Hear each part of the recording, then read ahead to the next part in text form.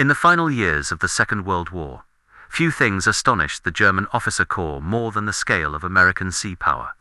When captured, Kriegsmarine officers were shown films of U.S. aircraft carriers in action. Many refused to believe what they were seeing. Two men who had served on cruisers and battleships barely half the size. These enormous vessels looked like entire cities afloat. The American carrier fleet had grown from a handful of pre-war decks to dozens of massive strike platforms spread across the Pacific. Each ship carried thousands of men, hundreds of aircraft, and enough firepower to level an island. To the German mind, schooled in the traditions of gunnery and armor, the concept seemed impossible, floating bases that could project air power across an entire ocean. By 1943, while the Kriegsmarine struggled to keep a few U-boats operational, the United States was launching a new fleet of carriers at a pace no other nation could match. In the shipyards of Newport News, Brooklyn, and Puget Sound, hulls rolled off the slips faster than the Axis could sink them. German intelligence reports had mentioned the Essex-class carriers, but even those figures underestimated reality. When interrogated after the war, one captured German officer admitted, "We thought the Americans exaggerated. Then we saw one in-film the hangar, the elevators, the rows of aircraft and, we understood. We were fighting a machine, not a nation." These floating cities of war represented more than technology. They were the embodiment of American industry and logistics. Each carrier could sustain operations for weeks, repair its own aircraft, and feed and house a crew larger than some entire German regiments. The age of the battleship was ending, and Germany was witnessing it too late. The origins of America's carrier dominance reached back long before the war began. In the interwar years, when many nations still saw aircraft at sea as novelties, the U.S. Navy quietly experimented with integrating aviation into fleet operations. The lessons learned from early carriers like the USS Langley, Lexington, and Saratoga would become the foundation of a revolution in naval warfare. In the 1930s, while Germany's rearmament focused on submarines and pocket battleships, American engineers were already designing ships capable of launching and recovering dozens of aircraft simultaneously. The Yorktown-class carriers, launched between 1936 and 1939, were the first true expression of that vision, fast, resilient, and purpose-built to project power across vast oceans. When the Japanese attack on Pearl Harbor struck in December 1941, America's aircraft carriers were not in port. It was a twist of fate that changed the war. The destruction of the Pacific battleship fleet forced the U.S. Navy to rely on its carriers entirely. What had once been a side element of naval power now became its centerpiece. By the time Germany's Kriegsmarine officers learned of this shift, the transformation was complete. U.S. carriers had turned the Pacific into an American lake, striking with devastating precision from thousands of miles away. The Battle of Midway in June 1942 confirmed it. Carriers, not battleships, would decide the future of naval war. In Berlin, the reports sounded unreal. American shipyards were already laying keels for a new generation. The Essex-class ships, larger and faster than anything afloat. German analysts calculated that the resources needed to build even one Essex-class carrier equaled an entire year's output of the Kriegsmarine's destroyers. Yet the Americans were constructing them by the dozen. To the German officers who prided themselves on engineering and precision, the scale of American production seemed mechanical, almost alien. It was the industrial age turned into a weapon. While the German Navy measured progress in single hulls and months of labor, American shipyards treated warship construction like an industrial science. To the astonishment of captured German engineers after the war, the United States had turned carrier building into an assembly line process. At places like Newport News, Brooklyn Navy Yard, and Puget Sound, workers operated day and night under blinding floodlights. Massive prefabricated sections of hulls were welded together, sometimes completing a full Essex-class carrier in less than a year. Riveters, welders, and engineers worked in shifts that never ended, and while Germany faced shortages of steel and fuel, the United States had both in abundance. Each of these floating cities consumed more than 30,000 tons of steel, thousands of miles of wiring, and hundreds of complex mechanical systems from elevators that lifted fighter planes to flight decks, reinforced to withstand the brutal pounding of constant takeoffs and landings. German officers, when shown photographs of these construction yards after the war, could scarcely believe them. One remarked, "We built ships by craftsmen's hands. The Americans built them by conveyor belt." By 1943, as the war reached its height, American shipyards were completing carriers faster than the Imperial Japanese Navy could destroy them. New ships were launched before the paint on their predecessors had dried, and every one of them came fully equipped: radar, anti-aircraft guns, repair shops, medical bays, bakeries, even barber shops, self-contained cities designed for endless operation. It was a display of industrial coordination on a scale that no Axis nation could match. While Germany was struggling to replace U-boats and repair bombed docks, the US Navy was expanding faster than any navy in history. To the Germans, who saw war as a contest of strategy and skill, the American approach seemed overwhelming war as production. And in that new kind of war, the United States was unbeatable. When the first Essex-class carriers entered service in 1943, the balance of naval power shifted permanently. These ships were unlike anything the world had ever seen, measuring over 870 feet in length and displacing more than 27,000 tons. Each Essex-class carrier could carry nearly 100 aircraft fighters, dive bombers, and torpedo planes, all coordinated through radar and radio systems that allowed them to strike targets hundreds of miles away. Two German officers trained to think in terms of armor, thickness, and gun caliber. The Essex seemed almost fantastical. Here was a ship that didn't rely on heavy artillery or turrets, yet it could project firepower greater than any battleship afloat. A single wave of aircraft from an Essex could deliver more destruction than the entire surface fleet of a smaller nation. Each ship housed more than 2,600 crewmen, pilots, mechanics, cooks, radar operators, and gunners living and working together in a steel labyrinth of corridors, hangars, and control rooms. Below decks, massive engines drove the ships across the Pacific at speeds exceeding 30 knots, while flight operations ran continuously, day and night. Everything aboard was engineered for efficiency. Elevators lifted aircraft between hangar and flight deck within seconds.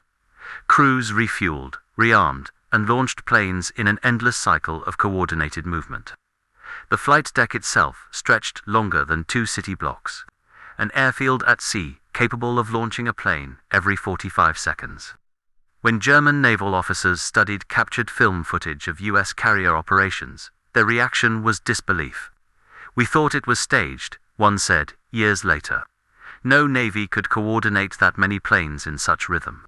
But it was re-land. It was only the beginning.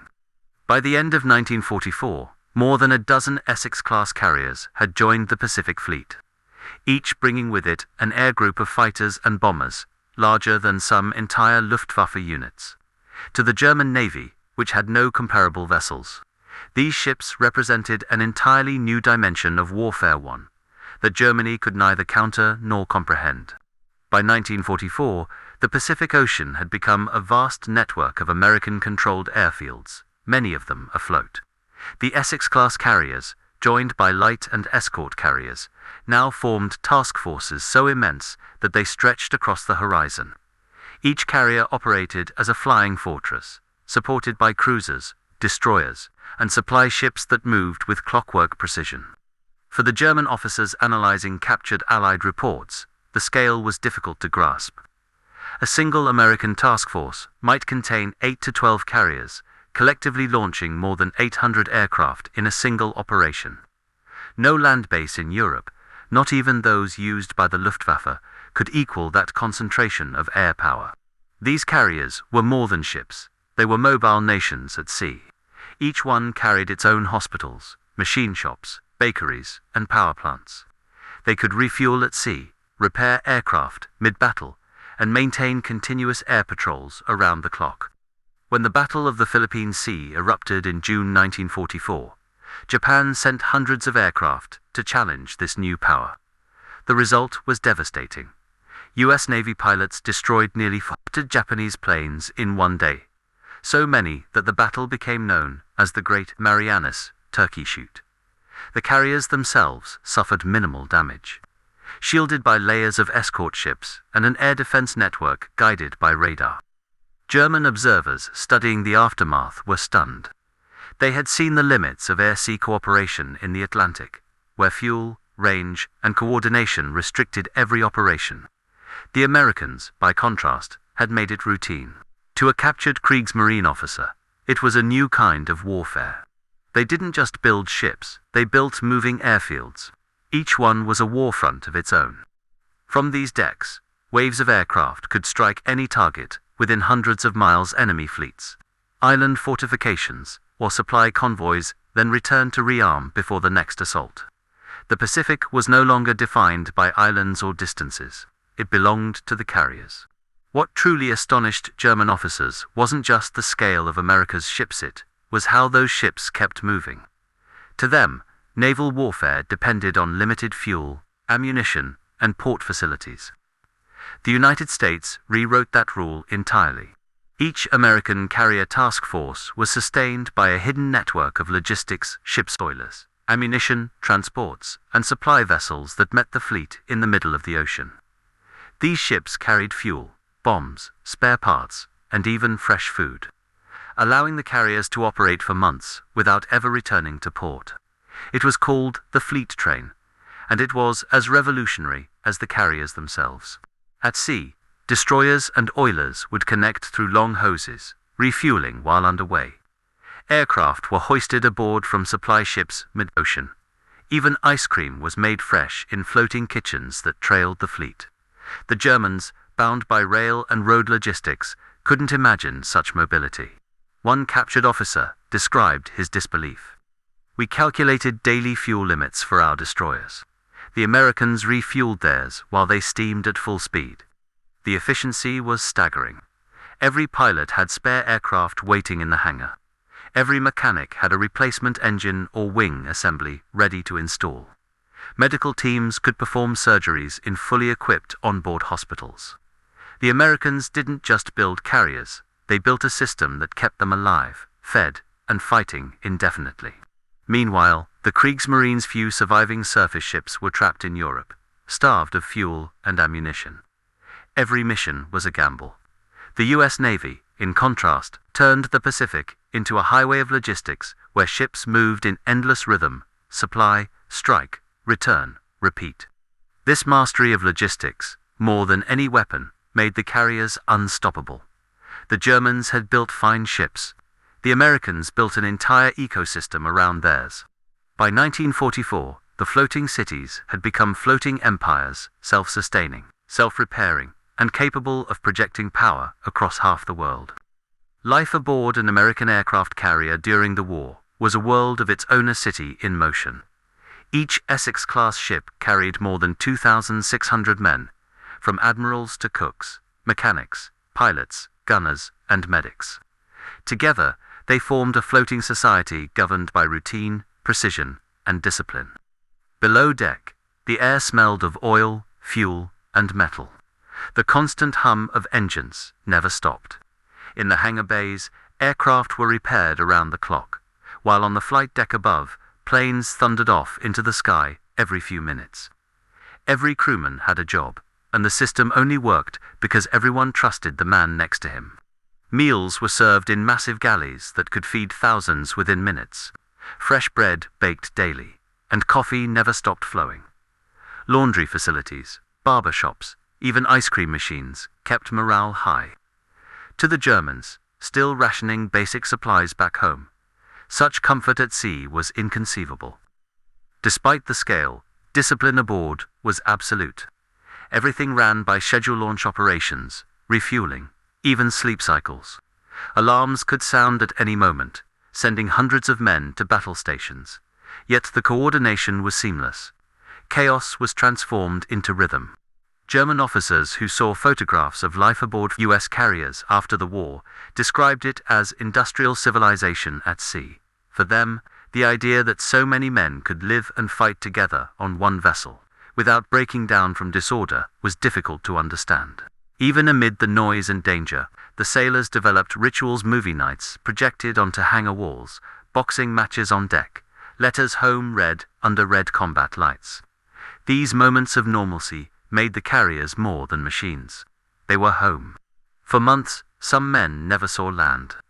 The ship was their world, steel walls, roaring plains, and endless ocean. Yet, despite the isolation, morale stayed high. Every man knew he was part of something far larger than himself, the unstoppable engine of American sea power. When German officers and engineers were captured late in the war, Allied interrogators often showed them films and photos of American naval operations. What they saw left them speechless. Two men raised in the precision culture of the Kriegsmarine. The scale and organization of the U.S. Navy seemed like something from another world. In 1945, a captured German naval captain reportedly muttered, "We were building ships. The Americans were building worlds." It wasn't an exaggeration. For the first time, Germany's senior officers understood that they had underestimated not only America's industry, but its ability to coordinate technology, manpower, and logistics into a seamless war machine. Before the war, the German Navy had prided itself on its elite crews, and engineering mastery. Surface ships, like the Bismarck and Tirpitz, were considered technological marvels. But even these giants operated in isolation, supported by limited infrastructure and dependent on risky supply routes. The Americans, by contrast, deployed entire fleets that functioned as interconnected systems. Each carrier task force was backed by supply convoys, submarines, reconnaissance planes, and an intelligence network that covered half the globe. For the captured officers, the most shocking revelation was not the existence of large American ships, but how many there were. Dozens of fleet carriers, supported by light and escort carriers, all launching aircraft simultaneously in coordinated operations. German naval planners had believed such numbers impossible. Some of them admitted they hadn't truly grasped the meaning of American industrial capacity until they saw it firsthand. One engineer at Nuremberg later confessed, "We thought America was slow. Then we saw her production reports. It was like watching an avalanche in motion." To the German Navy, America's carriers were more than weapons. They were symbols of a nation that had mastered modern war. And by the time that realization came, it was far too late to catch up. Before the war, every major navy on Earth believed the battleship was the ultimate symbol of power. Massive guns, thick armor, and brute strength defined the fleets of Britain, Japan, and Germany alike. But by the middle of World War II, the aircraft carrier had quietly replaced it. For the Kriegsmarine, this shift was unthinkable. Admirals like Erich Raeder and Karl Dönitz still believed that dominance at sea came from heavy artillery and decisive ship-to-ship battles. Germany's Bismarck, with her 8 15-inch guns, was meant to be a terror of the Atlantic. Instead, she was hunted down by aircraft launched from a small British carrier. The Ark Royal in May 1941, one torpedo from a single biplane jammed her rudder, sealing her fate. That moment marked the beginning of the end for the battleship age. In the Pacific, Japan's Yamato, the largest battleship ever built, met a similar fate. In April 1945, she was sunk, not by another battleship, but by waves of carrier-launched aircraft from the U.S. Navy. By the time German officers learned of these events, the lesson was clear. Air power ruled the seas. Yet they could do nothing to adapt. Germany had neither the time nor the industrial capacity to develop carriers of its own. The unfinished Graf Zeppelin, their sole attempt, rusted away in port, a monument to an obsolete doctrine.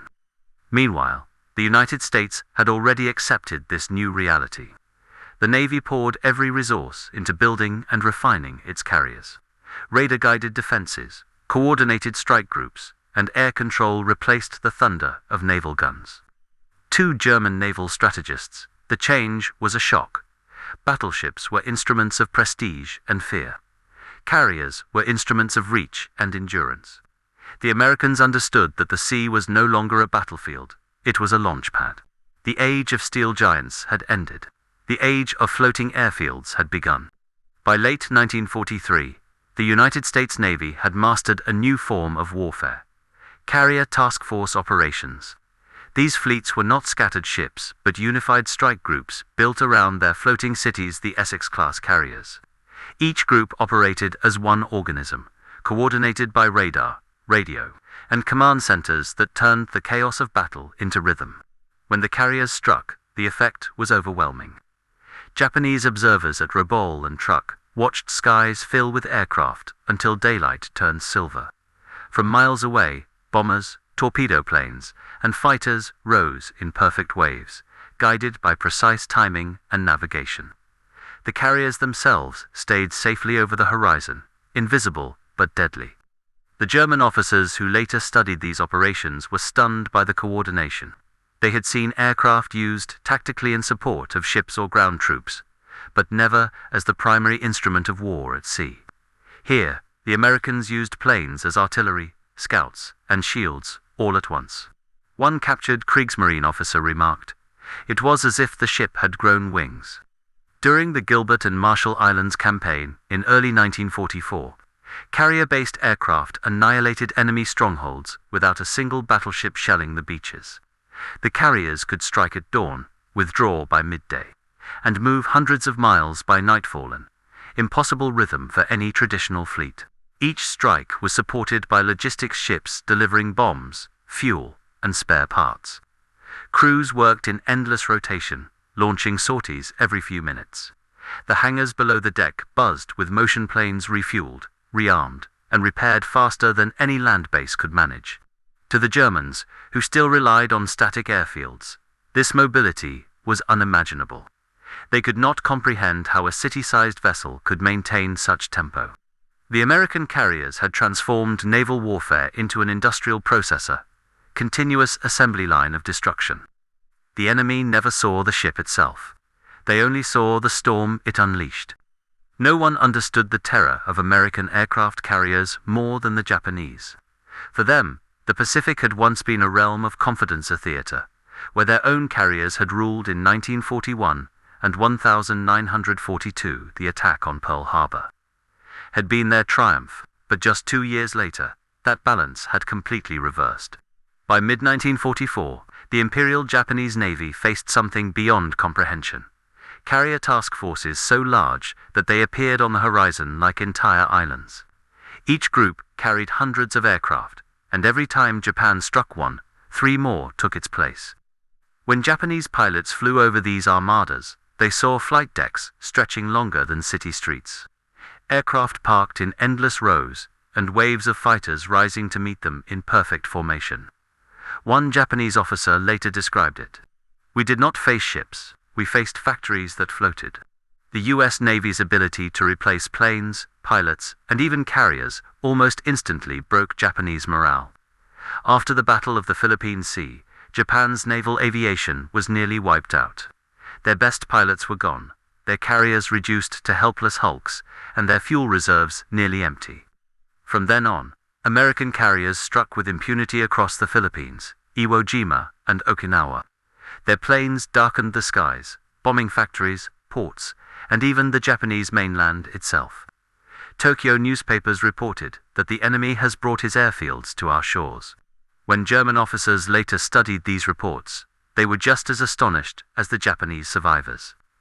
The sheer reach of these floating cities defied all traditional naval logic. The Kriegsmarine had dreamed of a few great ships ruling the oceans. The Americans had built hundreds of moving airfields that ruled the world. To both Germany and Japan, the U.S. carrier fleet was not just a weapon, it was the industrial soul of America, turned into steel and motion. Behind every American carrier that sailed across the Pacific was a nation transformed into a production giant. President Franklin D. Roosevelt's call to make the United States the arsenal of democracy wasn't rhetoric, it became reality. Factories that once built cars, refrigerators, and farm equipment now built the engines, propellers, and aircraft that filled carrier decks. In Detroit, automobile assembly lines switched to producing aircraft engines and military trucks. In California, new shipyards sprang up overnight, employing hundreds of thousands of workers, men and women working 3 shifts, 7 days a week. By 1944, American shipyards were launching a new Essex-class carrier every 2 months, alongside destroyers, cruisers, and escort vessels to protect them. Aircraft factories delivered 96,000 planes in a single year, numbers that seemed impossible to the Axis powers. The Germans, relying on limited factories under constant bombardment, could never match that pace. Their most advanced aircraft were built in small batches by skilled craftsmen. America's were mass-produced by thousands of trained workers following industrial blueprints. Captured German engineers later marveled at this system. One said, "They built airplanes like we built automobiles. There was no shortage, no pause, no delay." The sheer speed of production meant that every carrier lost could be replaced before its absence was even felt. Supply convoys carried new planes, spare engines, ammunition, and food across the Pacific, like arteries, feeding a living organism. Women played a decisive role as well. Rosie, the riveter, became a national symbol of strength, representing millions of female workers who welded steel, riveted panels, and operated cranes in the giant shipyards. This was the true secret behind the floating cities. Each ship was a monument to America's industrial power, factory-built fortress born from the hands of an entire nation. By the time Germany understood what mass production warfare meant, the war had already been lost. By late 1944, the Pacific War had become a one-sided storm. The American carrier fleets, those vast, floating cities, were now unstoppable. The Japanese Navy, once the most feared in the world, was in ruins. Every new U.S. offensive began the same way.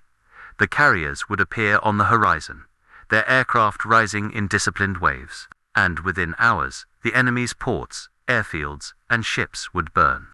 In October 1944, the Battle of Leyte Gulf proved beyond doubt that the age of the carrier had arrived. It was the largest naval battle in history. More than 200,000 men and nearly 300 ships engaged across the Philippines. The Americans fielded 15 carriers, each commanding its own fleet of aircraft. Japan, desperate and short of fuel, sent its remaining ships on what was effectively a suicide mission. From hundreds of miles away, U.S. carrier pilots struck with precision. Japanese battleships like Musashi, the pride of the Imperial Navy, were pounded from the sky, their massive armor useless against repeated bomb and torpedo attacks. When Musashi finally sank, she had absorbed more than 20 direct hits. German officers studying these reports in Europe were stunned. A ship that had once been considered unsinkable could be destroyed in a single day without ever firing a shot at its attacker. One Kriegsmarine engineer remarked later, "It was the final proof that the sea no longer belonged to ships, but to planes." As American carrier groups advanced from island to island, the ocean itself seemed to move with them. Wherever they went, they built forward bases, repaired damaged aircraft, and launched new operations within days. The Japanese, cut off from resources and unable to replace losses, had no answer. When word of Leyte Gulf reached Germany, it was seen not merely as Japan's defeat, but as a sign of what America's industrial might could do to any nation that stood against it. The Pacific was burning, and nothing could stop the floating cities that brought the fire. Behind the triumphs and massive numbers, there was also exhaustion, fear, and sacrifice aboard the carriers. Life on a floating city was relentless.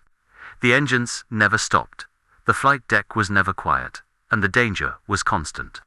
Every man on board knew that one enemy bomb or torpedo could turn their world of steel into fire in seconds. During the long Pacific campaigns, kamikaze attacks became the new nightmare. Starting in late 1944, Japanese pilots deliberately dove their planes into American ships. For the crews on deck, it was terror made real. The first warning would be the scream of an engine, then an explosion of flame and debris. Dozens of carriers were struck, hundreds of sailors killed or burned. Yet even as the fires raged, crews fought to keep their ships alive. The USS Franklin, hit twice in March 1945, lost over 800 men, but she didn't sink. Damage control teams, engineers, and firefighters battled infernos for hours, refusing to abandon ship. Other carriers, like USS Bunker Hill and USS Intrepid, took multiple hits and kept fighting. German officers reading post-war reports were struck not only by the technological might of these vessels, but by the resolve of the men who served aboard them. They realized that America's strength wasn't only in machines, it was in spirit. The sailors on those decks weren't just crew members, they were citizens of a nation that refused to yield. For months, the U.S. Navy pressed forward through storm and flame. The flight decks became blackened from heat, the crews worn down from sleepless nights, yet morale stayed unbroken. Movies, letters from home, and the promise of victory kept them moving. 2 German prisoners, used to rigid hierarchies and unquestioned orders. This kind of endurance was unfamiliar. One of them said later, "We did not understand how men could fight so long without hating their commanders. Then we saw that they were fighting for each other." The floating cities carried more than aircraft. They carried the determination of free men. By mid-1945, the American carrier fleets had achieved what once seemed impossible. The Imperial Japanese Navy, which had ruled the Pacific in 1941, no longer existed as a fighting force. Entire islands that had once been enemy strongholds, Saipan, Iwo Jima, Okinawa, were now stepping stones toward Japan itself. And every one of those victories had been made possible by the carriers. From their decks, waves of aircraft struck targets thousands of miles apart. The U.S. Navy had become a mobile air force, able to unleash destruction anywhere on Earth. When carrier task forces approached Japan's home islands, they operated like clockwork.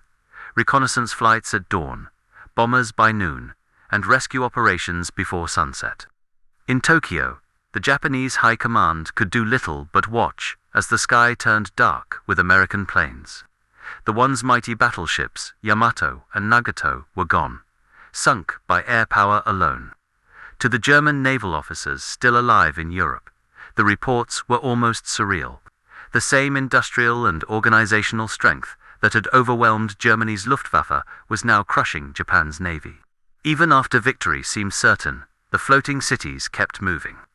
They provided cover for amphibious landings, delivered supplies, and later evacuated prisoners and wounded men. The scale of American logistics was staggering. Oil tankers, repair ships, and hospital vessels followed the carriers like an entire nation at sea. For the rest of the world, the aircraft carrier became the new symbol of power. The battleship era was over. The age of the carrier had begun. Even Germany's most skeptical admirals, who had once mocked the idea of floating airfields, admitted that the Americans had changed naval warfare forever. One post-war report put it simply: the United States built not only ships but a system that could keep them fighting forever.